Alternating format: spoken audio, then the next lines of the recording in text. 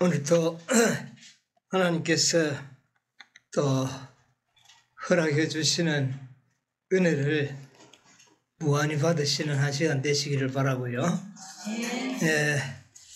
또 오늘 이 자리에 참석하지 않고 온라인을 통해서 또 함께 예배 드리는 우리 모든 성도님들 다 환영합니다. 우리 다 함께 축복을 받으시게 되기를 바랍니다. 다니엘 11장 45절을 보도록 하겠습니다. 다니엘 11장 45절. 그가 장막 궁전을 바다와 영화롭고 거룩한 산 사이에 베풀 것이나 그의 끝이 이르리니 도와줄 자가 없으리라. 아멘. 이제 11장 마지막 절을 또 연구하게 되겠습니다. 여기 보니까 그가 그랬어요. 그가. 또 중간에도 보니까 그의 끝이 이르리니 이 그가 누굽니까? 북방왕이죠. 그가. 여기는 40절부터 45절은 남방왕과 북방왕의 전쟁 이야기거든요. 거기에 대한 예언이기 때문에 이제 마지막 남방왕이 마지막 싸움은 지금 북방왕의 주도로 일어날 전쟁을 여기에 이야기하고 있는 겁니다. 북방왕이 누구죠? 미국. 미국. 참 우리가 대단합니다. 이런 걸 우리가 어떻게 알겠어요? 미국의 그런데 그가 장막궁전을 미국이 장막궁전을 바다와 영화롭고 거룩한 산 사이에 어떻게 해요? 베풀 것이나 그 끝이 이르리니 도와줄 그의 끝이라니까. 북방왕의 뭡니까 이게? 북방왕의 멸망을 예언하는 겁니다. 이 대단히 중요한 예언이죠. 그의 끝이 이르리니. 왜 끝이 이르느냐 하면 그의 장막궁전을 어디에 세우려 하다가 영화롭고 거룩한 산 사이에 세우려 하다가 그의 멸망이 온다. 지금 이 미국의 북방왕의 멸망이 온다면은 이게 예언적인 시점으로 지금 어느 때입니까 이게?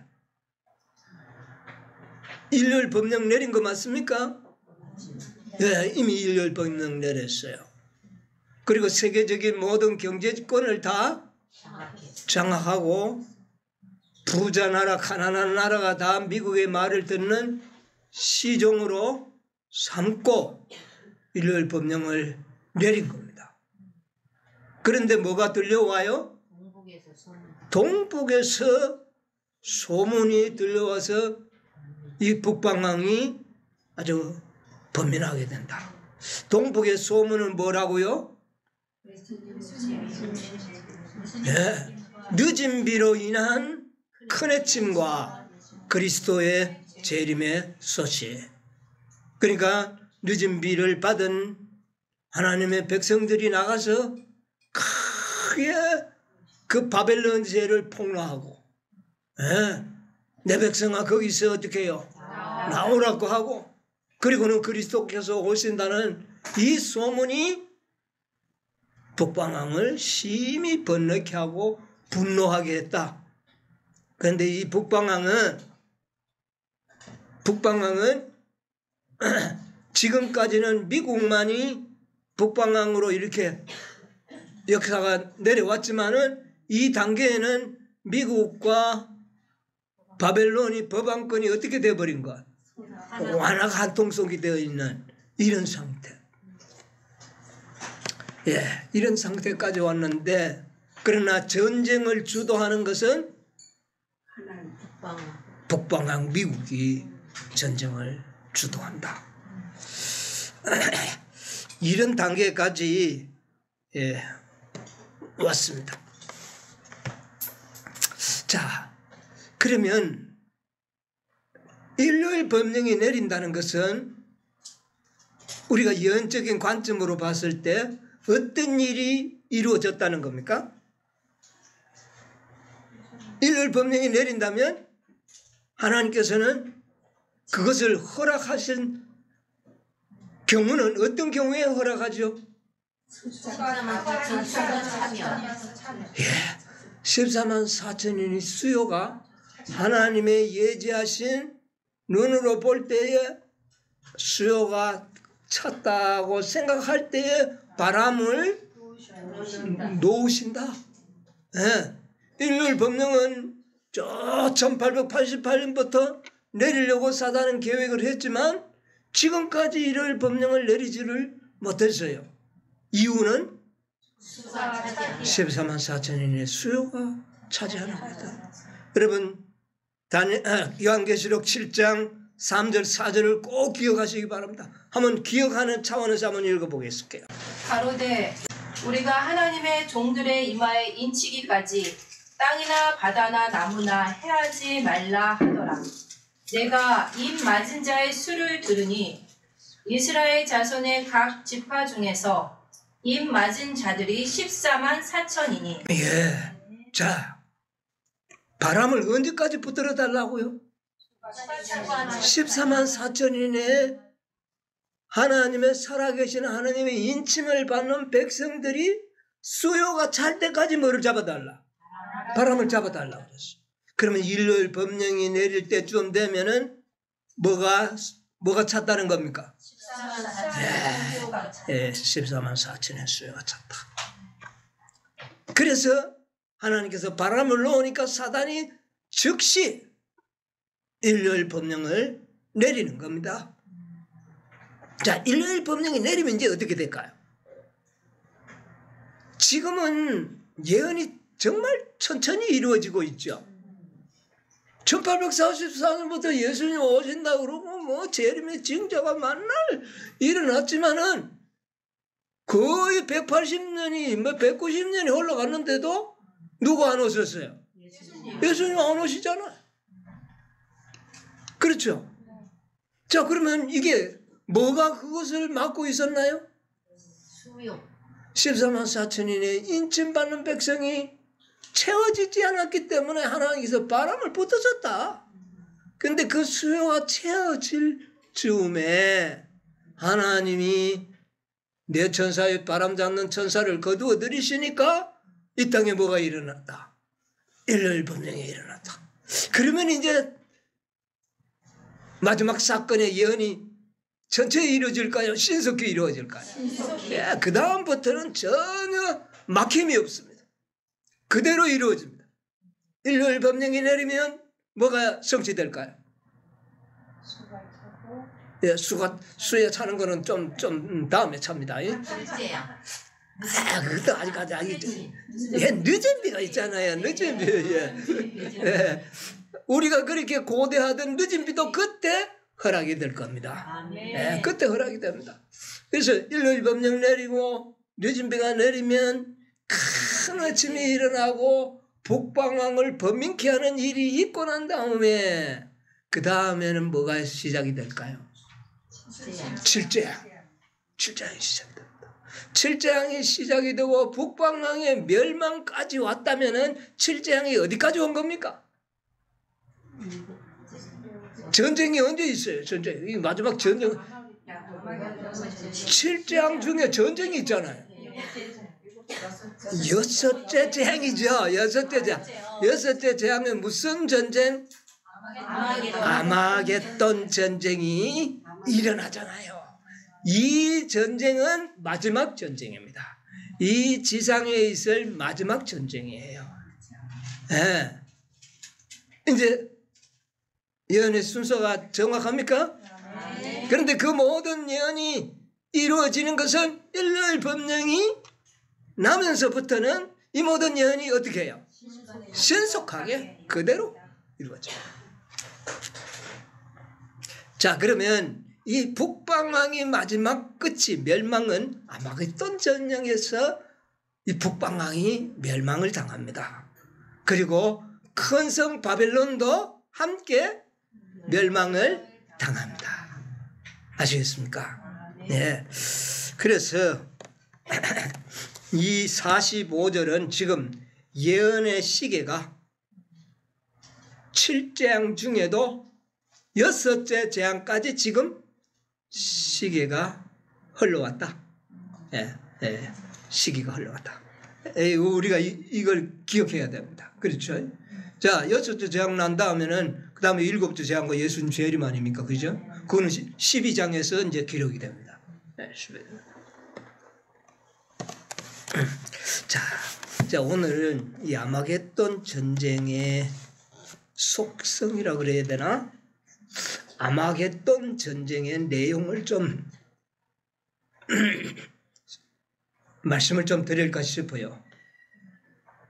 이 아마겟돈 전쟁의 성격을 우리가 제대로 알아야지만 앞으로 일어날 사건의 전반적인 개요를 우리가 잘 이해할 수가 있습니다. 아마겟돈 전쟁이 뭔가? 듣기는 많이 들어도 뭐 그렇게 머리에 선뜻 뭐가 정리가 잘 안 되죠. 예, 아마겟돈 전쟁은 어떤 전쟁인가? 이 아마겟돈 전쟁은 한마디로 이야기하면 하늘에서 시작되었던 전쟁. 그 전쟁이 이제는 그게 소나기 대전투 아닙니까? 그죠? 그 전쟁이 무엇으로 마친다? 아마겟돈 전쟁에 의하여 종결된다. 그럼 굉장히 중요하잖아요. 네. 그러면 이 아마겟돈 전쟁의 성격을 이해하기 위해서는 하늘 전쟁에 대하여 다시 한번 분명한 견해를 가지는 것이 중요하다. 왜냐하면 하늘의 전쟁이 이 땅에서 재현되었기 때문이다. 다른 전쟁이 아닙니다. 그죠? 하늘에서도 사단이고 이 땅에도 뭡니까? 사단이고 하늘에서도 미가엘 예수였고 이 땅에서도 미가엘 예수 그리스도의 전쟁이야. 장소만 바뀐 거지 똑같은 겁니다. 그러므로 하늘의 전쟁을 잘 이해함으로 아마겟돈 전쟁의 성격을 잘 이해할 수가 있습니다. 아마겟돈 전쟁에서 그 성격을 잘 이해해야지만 전쟁을 위하여 준비할 수가 있습니다. 그 전쟁이 무슨 전쟁인지도 모르고 어떻게 준비하려합니까? 네? 그냥 물리적인 전쟁만 같으면 우리도 뭐 칼이라도 한 자리 만들어 놔야 되겠어요. 그러나 그 전쟁이 그런 전쟁도 맞지만은 그것은 우리와는 별로 상관이 없는 그런 겁니다. 준비하고는 전혀 관계가 없어요. 전쟁의 성격을 볼 때 그것이 확실합니다. 그래서 오늘은 이 아마겟돈 전쟁의 성격을 좀 연구를 해보겠습니다. 잘 아는 겁니다. 뭐 처음 연구하는 건 아니에요. 그러나 이것을 제대로 구슬을 끼워야 우리가 확실한 보물이 될 수가 있습니다. 자, 이 전쟁이 말이죠. 예. 하늘에 전쟁이 있으니 그랬잖아요. 요한계시록 12장에 한번 읽어볼까요? 12장 7절로 9절. 하늘에 전쟁이 있으니 미가엘과 그의 사자들이 용으로 더불어 싸울세 용과 그의 사자들도 싸우나 이기지 못하여 다시 하늘에서 저희의 있을 곳을 얻지 못한지라. 큰 용이 내어 쫓기니 옛뱀 곧 마귀라고도 하고 사단이라고도 하는 온 천하를 깨는 자라. 땅으로 내어 쫓기니 그의 사자들도 저와 함께 내어 쫓기니라. 이 사단이 하나님과 그리스도와 더불어 하늘에서 뭐를 전쟁을 했다는 것을 기록하고 있는 겁니다. 그런데 그 전쟁에서 어떻게 됐다고요? 패하여 어디로 쫓겨나온 겁니까? 이 땅으로 쫓겨 내려왔는데 그 쫓겨온 무리가 또 이 땅에서 하나님을 반역하기 때문에 이 전쟁의 장본인들은 바뀌지가 않았다. 다만 예수님은 하늘에 계실 때 신성의 제2위를 가지고 계셨던 분인데 이 땅에 오셨을 때는 어떤 분으로 오셨나요? 인자로 왔었죠. 사람이 되어 오셔. 예수님에게는 변형이 있었지만 사단은 그대로 내려온 겁니다. 사단은 신성 그 자체만을 가지고 있어요. 이런 전쟁입니다. 자, 이 전쟁의 원인이 뭐냐? 부조와 선지자 69쪽에 아는 말씀이지만 우리의 마음에 다시 한번 상기시키고 기억시키기 위해서 읽는 겁니다. 대쟁투는 최초부터 하나님의 율법에 관한 것이었다. 사단은 하나님이 불공평하시며 그분의 율법에 결함이 있고 우주의 행복을 위하여 그것을 변경해야 할 필요가 있다는 것을 증명하려고 애써왔다. 율법을 공격함으로 그는 그 율법의 제정자의 권위를 뒤집어 엎으려고 하였다. 거기까지요. 자, 하늘의 전쟁이 뭐였다고요? 율법에 관한 것이었다. 왜 율법의 트집을 잡았는가?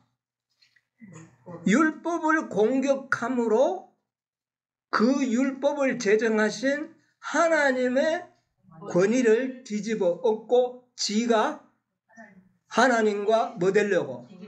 동등되려고 했다. 이 전쟁의 성격을 잘 이해해야 됩니다. 여러분, 우리가 알기는 아는데 어떨 땐 또 막 생각을 잘 안 해요. 그래서 제가 상기시키려고 하는 겁니다. 이사야 14장 11절 14절에 보면 사단이 나는 하나님의 뭇별 위에 나의 뭐를? 보좌를 높이리라. 그리고 어떻게 해요? 가장 높은 구름 위에 올라 지극히 높으신 자와 어떻게 하리라? 비기리라. 하나님과 동등되겠다. 그런데 사단 지가 피조물인 주제에 어떻게 동등될 수가 있습니까? 에? 왕의 혈통도 아닌데 지가 어떻게 되겠어요? 누가 백성이 섬기겠습니까? 그런데 백성들에게 섬김을 받고 하나님과 동등하게 영광을 받으려고 하면 방법이 딱 하나 있는데 하나님의 율법의 트집을 잡는 겁니다. 뭔 말인지 아세요? 트집을 잡는 거예요. 자, 시대의 소망 761쪽에 대쟁투의 초기에 사단은 하나님의 율법은 순종할 수 없으며 공의가 자비와 조화되지 않으므로 율법을 파기하지 않고는 죄인이 용서받을 수 없다고 예, 자, 이거 보겠습니다. 부조와 선지자 69쪽과 시대의 소망 761쪽을 잘 우리가 한번 견주어서 비교하면서 봐야 됩니다. 자, 하나님과 동등되기 위하여 율법에 트집을 잡았잖아요. 결함이 있어서 뭐 되어야 한다? 변경되어야 한다. 그리고 여기는 변경되지 않으면 뭐 할 수 없다? 순종할 수도 없다. 이겁니다. 이게 사실로 증명이 되면 사단은 누구보다 머리가 더 좋아요. 하나님보다. 이런 결과가 나오는 겁니다. 사단의 목적이 거기 있어요. 뭐 율법 바꿔가지고 뭐 이유가 있을 거 아니에요. 그 이유가 바로 자신이 누구처럼 하나님과 동등될 수 있는 길이 여기밖에 없는 겁니다. 그러면 모든 백성들이 야, 저 사단이 피조물인데 머리는 보니까 누구보다 더 좋아? 하나님보다 지혜가 더 좋아. 이렇게 되는 순간 사단은 누구와 동등됩니까? 하나님하고. 무슨 말인지 이해하세요? 바로 목적이 거기 있었다는 겁니다. 자, 그래서 율법 사업이 일어난 거예요. 자, 부조와 그런데 이때까지는 뭡니까? 변론적인 문제예요. 논쟁이 일어났죠. 다시 말하면 말싸움이죠. 여러분, 말싸움이 오래가면 무슨 싸움으로 번집니까? 말싸움이 오래가면 폭력이 나오죠. 그렇죠. 예? 이게 전쟁의 속성이에요. 어느 나라하고 이 땅의 전쟁도 처음부터 전쟁을 안 합니다. 뭐가 먼저 일어나요? 언쟁이 일어나요. 국가와 국가 대의 언쟁은 트집을 잡는다고 말이에요. 그러다가 이제 전쟁이 들어가거든요. 영적 전쟁이 바로 그와 같았다 그 말입니다. 자, 보세요. 부조와 선지자 42쪽. 아까 봤던 말씀과 비슷한 건데 다시 한번 우리 마음에 새깁시다. 사단은 자신이 하늘에 불화를 일으켜 놓고는 그것을 하나님의 정부의 잘못이라고 비난하였다. 그는 모든 악은 하나님의 통치 결과라고 엄명하였다. 그는 여호와의 율법을 개선하는 것이 그의 목적이라고. 야, 이거 잘 보세요. 이 말씀 잘 이해를 해야 됩니다. 하늘의 불화는 누가 일으켰어요? 하나님이 일으켰나요? 아니에요.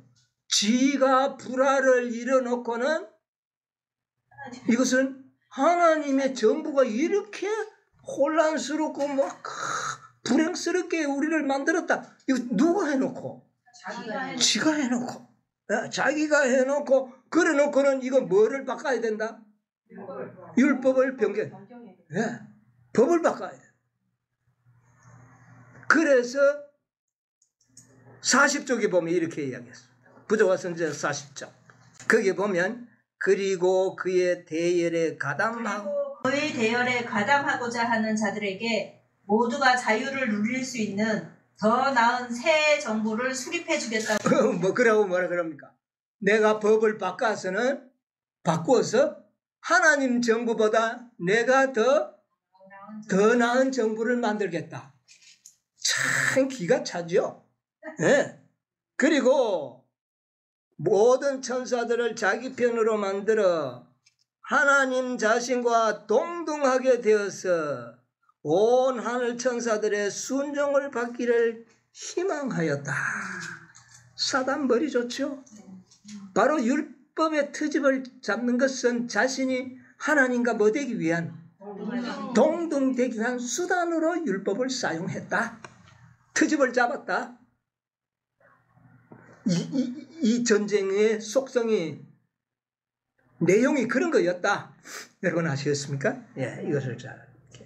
자, 그 다음에 40쪽에서 41쪽 부조와 선지자. 자신은 결코 그리스도의 권위를 다시 인정하지 않기로 굳게 결심하였다고 말하면서 그는 자신과 그의 추종자들에게 남아있는 유일의 길은 그들의 자유를 주장하고 그들에게 수여하기를 꺼리시는 권리들을 폭력으로 얻는 것이라 말합니다. 예, 됐습니다. 자, 지금까지는 무슨 싸움이었어요? 말싸움. 소위 말하는 말은 변론으로 싸웠다는 겁니다. 율법에 대한 변론. 예. 그런데 이제는 변론으로 끝이 나지 않으니까 이제는 어떻게 하겠다? 폭력으로 얻을 것이다. 누가? 사단이. 이 사단이 똑똑한 것 같으면서도 참 머리가 둔한 점도 있어요. 지가 어떻게 하나님을 폭력으로 이길 것인데. 그런데 왜 그랬느냐? 자기를 추종하는 천사가 3분의 2가 되었기 때문에. 아시겠습니까? 수요를 의지하고 그렇게 한 겁니다. 자기를 따라주는 천사가 없었다면 감히 그런 생각을 못했겠죠. 네. 그래서 자기를 추종하는 천사들이 처음에는 더 많았으니까 이런 말도 안 되는 계획을 세운 겁니다. 무엇으로? 이제는 변론이 아닌 뭐로요? 폭력으로 해보자. 네, 그래서 하늘을 뺏으려고 생각합니다. 여러분, 이렇게 구체적으로 우리가 이해를 하고 들어가야 됩니다. 하늘의 전쟁이 바로 그런 것이었다. 지금 우리가 생각할 때는 그게 말도 안 된다 그러지만 수요가 3분의 2가 되는데 그렇잖아요. 그러니까 한번 쌓아볼만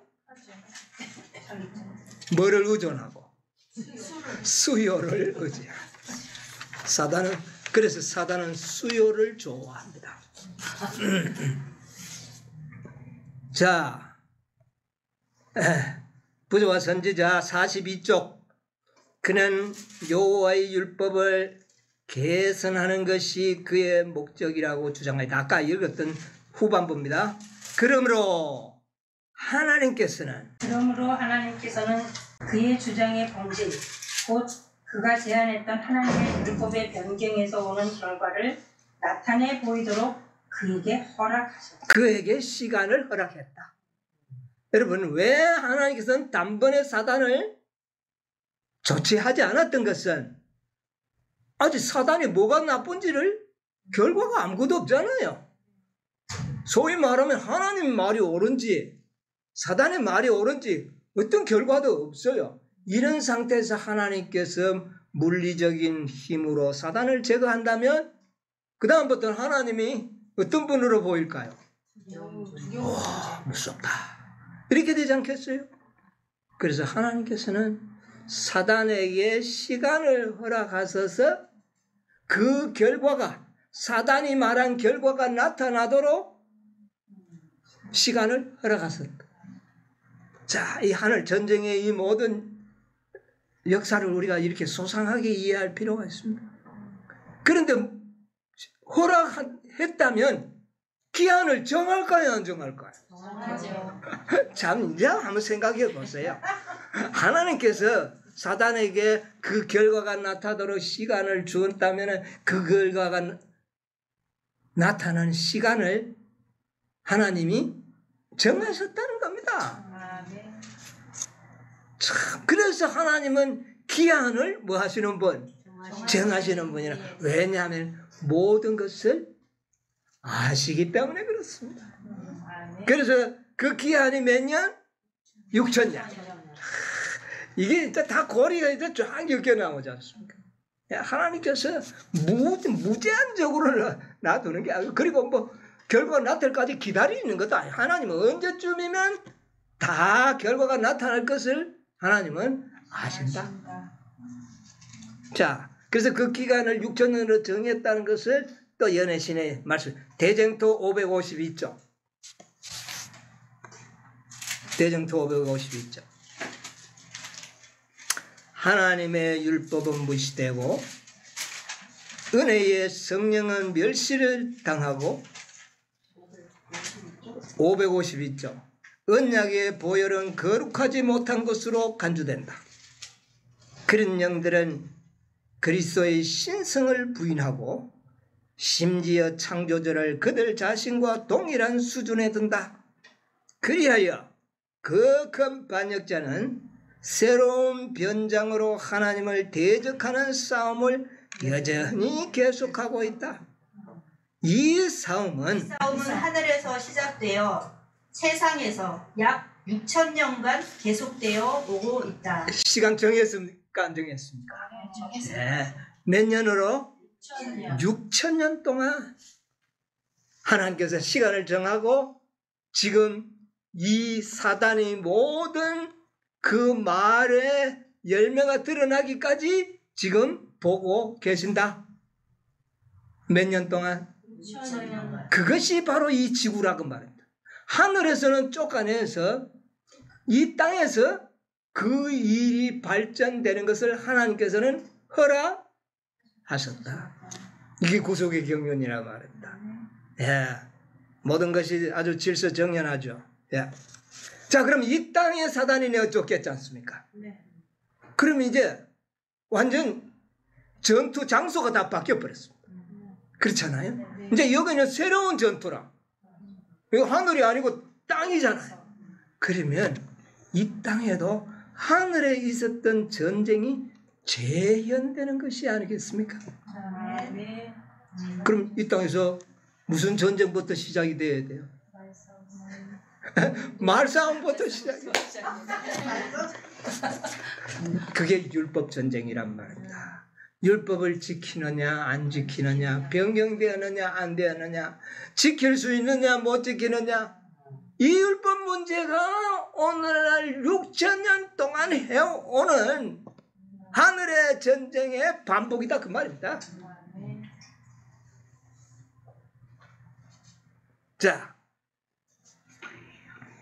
대쟁투 582쪽에 하늘에서 대쟁투가 시작된 시초부터, 하늘에서 대쟁투가 시작된 시초부터 하나님의 율법을 전복하는 것이 사단의 목적이 되어왔다. 사단은 이 일을 성취하기 위해 창조주를 반역하였다. 그는 하늘에서 쫓겨났지만 이 세상에서 여전히 동일한 그 싸움을 계속해오고. 그 뭐라고요? 동일한 싸움을 싸우고 있다. 하나님의 율법은 결함이 있고 변경되어야 하고 지키지 못하고 안 지켜도 되고, 전부 무슨 싸움이에요 이게? 율법 싸움이에요. 이게 하늘에서 있었던 전쟁이 이 땅에 또 다시 반복되고 있다. 이해하시겠습니까? 자, 그리고 몇 줄 지나서 사단은 하나님의 율법을 경멸하기 위하여 성경의 교리를 왜곡시켰다. 그리하여 성경을 믿노라고 공언하는 수많은 사람들의 믿음에 오류를 혼합시켰다. 진리와 오류와의 마지막 큰 싸움은 하나님의 율법에 대하여 오랫동안 계속되어 온 마지막 싸움에 불과하다. 예, 그까지요. 오늘날 이 땅에 많은 교리들이 생겨났죠. 이게 다 뭐라고요?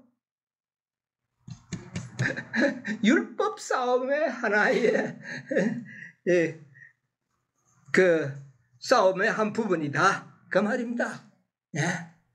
이 로마 캐토릭을 통하여 막 성경을 못 보도록 해놓고는 온갖 오류를 그냥 다 생산해 놓은 겁니다. 그래서 바벨론이 된 거예요. 항상 성경을 안 보니까 뭐 온갖 오류를 다 만들었죠. 예, 이 싸움이에요. 그래서 이제 하나님의 종들을 일으켜가지고 이제 뭐를 하고 있습니까 지금? 말싸움 하고 있잖아요. 틀렸다고 오늘 또 후수도 그랬고. 예. 이런 싸움이 일어나고 있다. 예. 이 싸움이 이제 일어나고 있는데 이 오류와 진리의 싸움. 그렇죠? 네, 오류와 진리의 싸움. 그래서 하나님께서는 마지막은 완전한 진리를 나타내죠. 그리고 거기에 과거에는 한 계단 한 계단씩 빛을 밝혀냈잖아요. 그렇죠? 개혁자들을 일으켜가지고. 그래서 마지막으로는 완전한 진리를 드러낸 겁니다. 네, 현대 진리예요. 완전한 진리.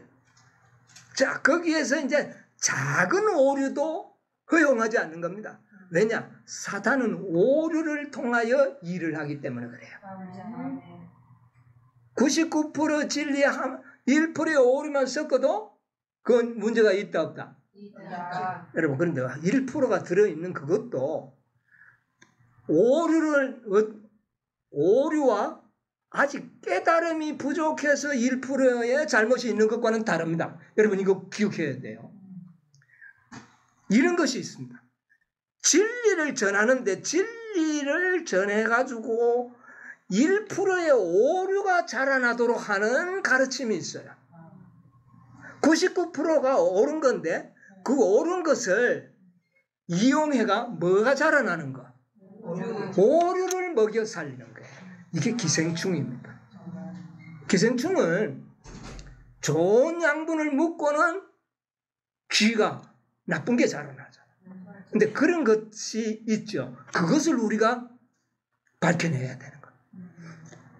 근데 그거 자꾸 속으면 안 돼요. 처음에는 옳았는데 나중에 틀리더라. 이거 속는 겁니다. 그래 하면은. 예.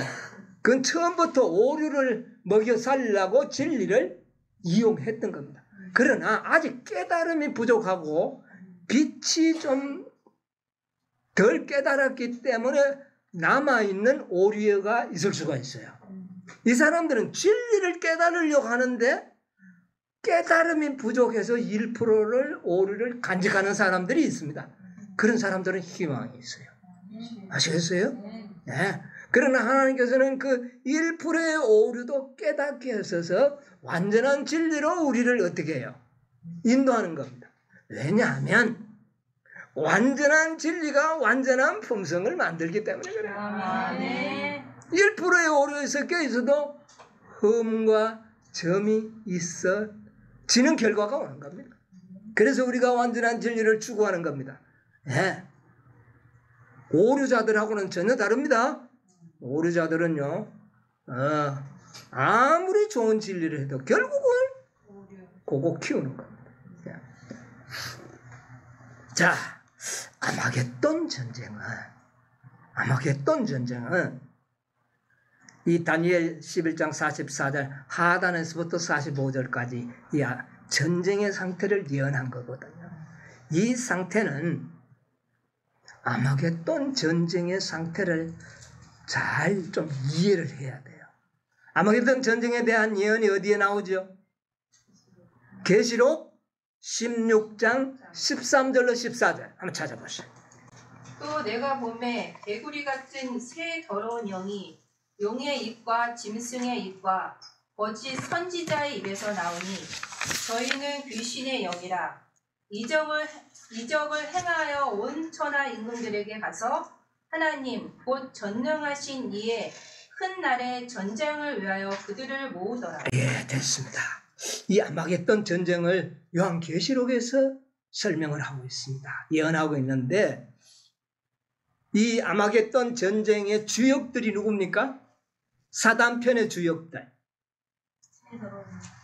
개구리 같은 새 더러운 영이라. 그리고 용의 입과 그 다음에요 짐승의 입과 거짓 선지자의 이 세 무리로 구별이 될 것이다. 악의 세력은 이 무리 속에는 모든 세상 악한 자들이 다 포함된다. 자, 용의 입은 어떤 무리들을 대표하는 이야기일까요? 믿지 않는 하나님을 믿지 않는 그러니까 무신론자들이 되겠죠. 용을 하나님은 인정하지. 이게 바로 남방왕입니다. 하나님을 인정하지 않잖아요. 그러니까 남방 세력이 용의 입으로 대표되는 자들.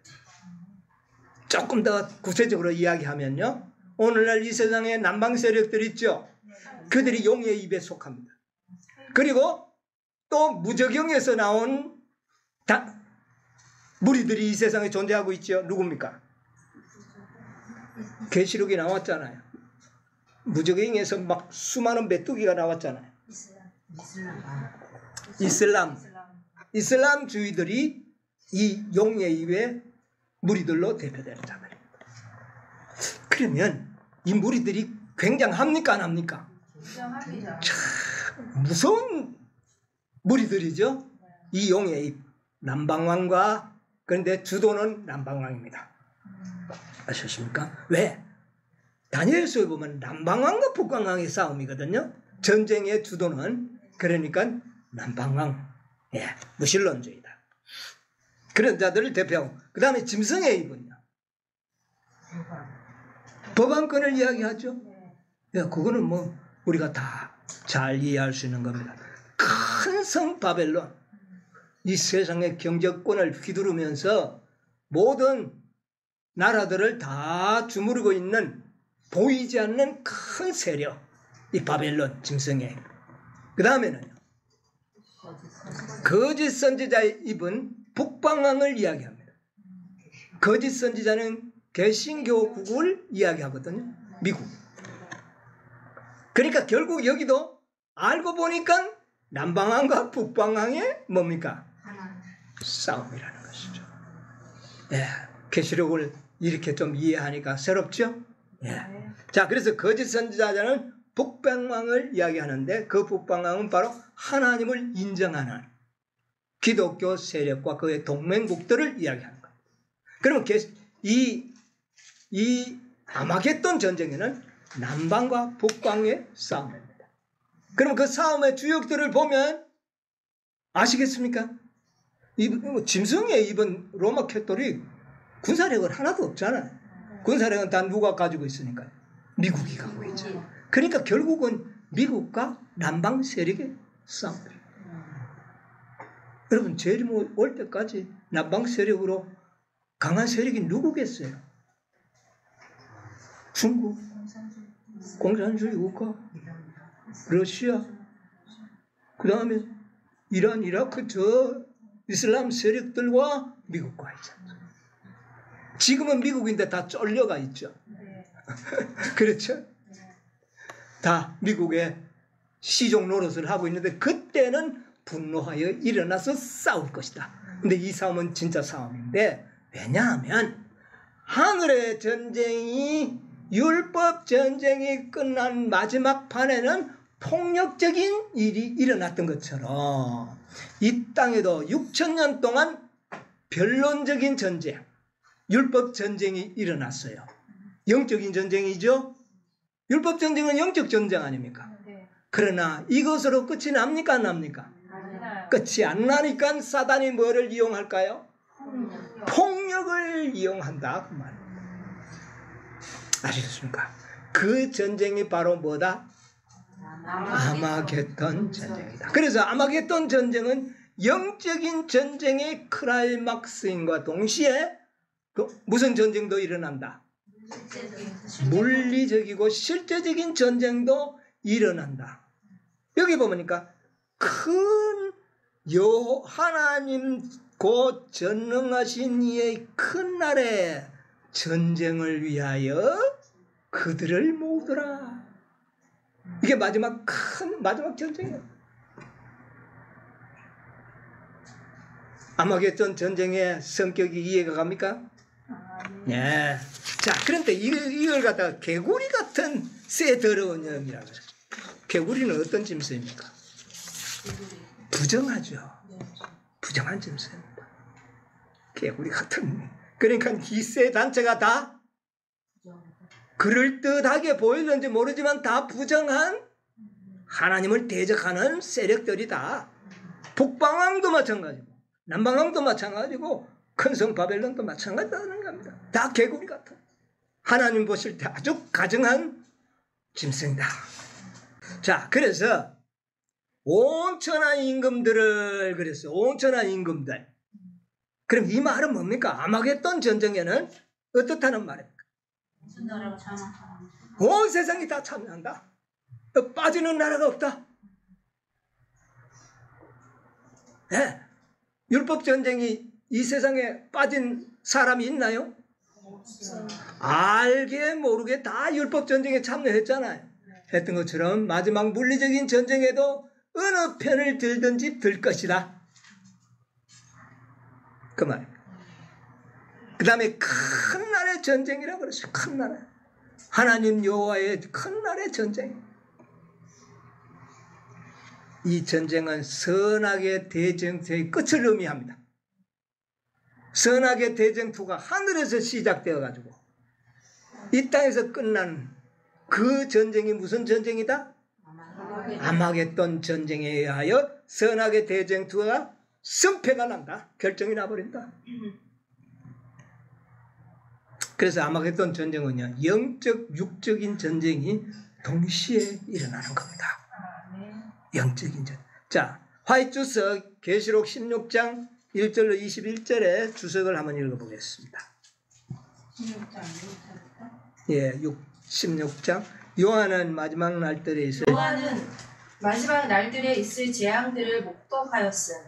요한은 그리스도의 재림의 징조로서 일어나게 될 끔찍스러운 장면들을 직접 목도한 증인이었다.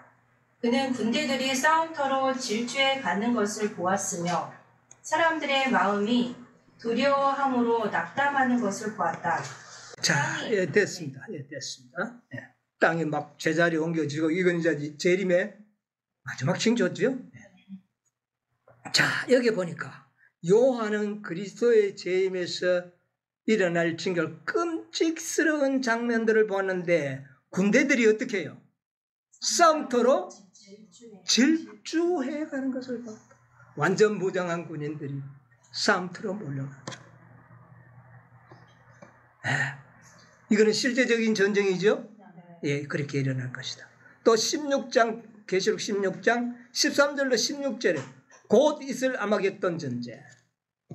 이 세상에는 단지 두 편만이 존재한다. 즉 하나님께 충성하는 사람들과 흑암의 왕의 깃발 아래 서 있는 사람들로 나뉜다. 사단과 그의 사자들은 땅에 있는 사람들을 속이기 위해 능력과 표적들 그리고 거짓 이적들을 가지고 임할 것이며 할 수만 있으면 택하신 자라도 미혹하려 말로서 하는 싸움도 이때 절정을 이룰 겁니다. 말싸움도 이때 절정이라고요. 할 수만 있으면 누구도 택하신 우리도 미혹하도록 할 것이다. 그러면 우리가 말씀을 얼마나 정확하게 이해하고 있어야 되느냐. 거기에는 동원되는 게 이적을 동원할 것이다. 사단도 이걸 꼭 기억가지고 있어요. 자, 계속 보세요. 위기가 바로 앞에 와 있다. 이것이 진리를 아는 사람들의 힘을 마비시킬 것인가? 미혹하는 힘이 너무 크기 때문에 진리의 영향력이 압도당하고 말 이 미혹의 영향이 아주 압도적이라 그랬어요. 그런데 여기에 우리 하나님 백성이 압도당하면 될까요? 그렇게 준비시킬 겁니다. 하나님께서. 자, 이게 율법 전쟁의 영적 전쟁의 클라이막스입니다. 그렇죠? 이게 영적 전쟁의 마지막 싸움이에요. 자, 그 다음에 아마겟돈 전쟁이 곧 있을 것이다. 그의 옷에 만왕의 왕을 만주의 주라고 쓰신 분이 희고 깨끗한 세마포를 입고 백마를 탄 군대를 영소라고 예, 아마겟돈 전쟁에는 누구도 참여할 것이다. 백마를 타신 예수님도 마지막에 참여하실 것이다. 그러니까 하늘에서 사단과 미가엘이 싸웠다 그랬지 않습니까? 이 땅에도 마지막에는요. 사단과 미가엘. 그것은 물리적인 싸움인데 누가 먼저 싸움을 걸었나요? 사단이. 그러니까 하늘의 전쟁과 이 땅의 전쟁은 그대로 재현이 되는 겁니다.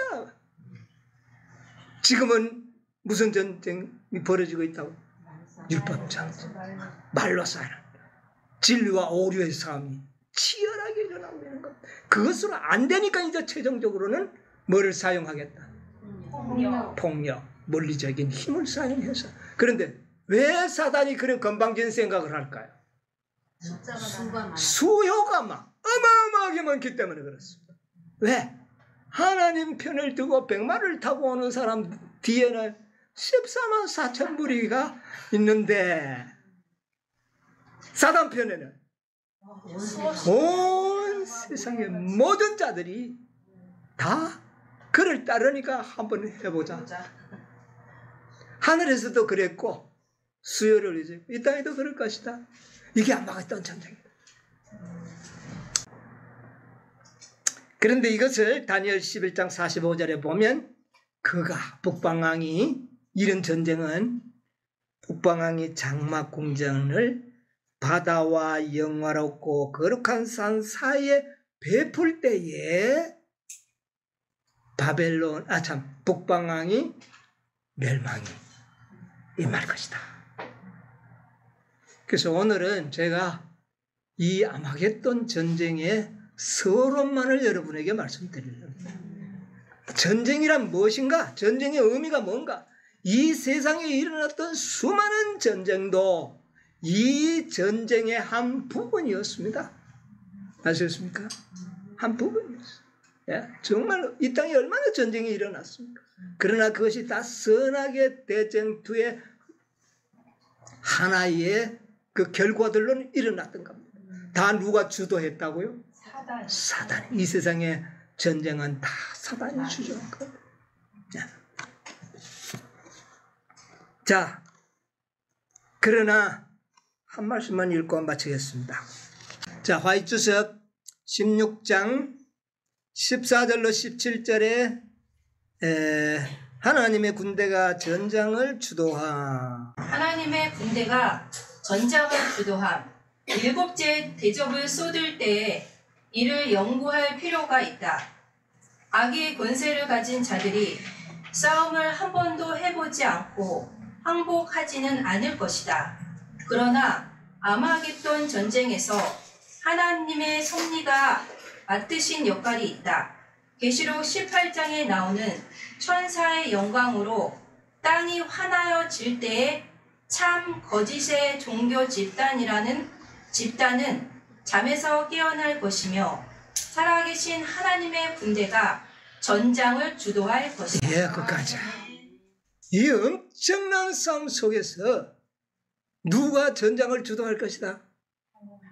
백마를 타시고 오신 그분의 뒤를 따르는 14만 4천인의 하나님의 군대가 전장을 뭐 할 것이다? 여러분, 영적 전쟁과 물리적인 전쟁이 어느 것이 비중이 더 클까요? 물리적인 전쟁은 아무것도 아닙니다. 하나님께서 말씀 한마디로 그들을 다 처치해버릴 수 있습니다. 그런데 문제는 뭐였어요? 율법 전쟁. 그 전쟁을 승리로 이끈 자가 누굽니까? 그러니까 이 전쟁을 주도한 자는 누구다? 하나님의 군대들이다. 그들이 누구예요? 14만. 이들이 하나님의 율법을 지킬 수 있다는 증인들이 되어버린 겁니다. 그러니까 이들이 전쟁을 주도하고 승리로 이끌 것이다. 그것을 앞장서서 인도하시는 분은 백마를 타신 예수 그리스도가 이 땅에 인간으로 오셔서 율법을 어떻게 해요? 지켰잖아요. 그 뒤를 따른 14만 4천 무리가 율법을 지킬 수 있다는 완벽한 증거를 남기기 때문에 영적 싸움에서 누가 이기는 겁니까? 예수님이 이기는 겁니다. 승리자가 된 최후 증거를 갖는 거죠. 예수님은 이미 2000년 전에 이겼는데 이제는 6000년 이 마지막에는 증거를 갖게 되는 겁니다. 예수님 자신도 증거지만 사람들이 인정합니까? 예수님은 뭔가 우리와 달랐어. 그렇게 이야기하는 겁니다. 그래서 이것이 증명이 되면 율법 싸움에서 승리를 거두면 물리적인 싸움은 누가 싸우실 것이다? 예수님이 싸워 끝나는 거예요. 이게 아마겟돈 전쟁. 여러분 어느 편에 서시기를 원합니까? 아이고 수요가 그렇게 작은데 그거 썼다가 우리 다 백마를 타신 우리 그리스도가 이끄시는 그 남은 무리에 속하여 이 영광스러운 승리를 정치하시는 여러분과 제가 되기를 간절히 바라면서 오늘은 말씀을 마치도록 하겠습니다.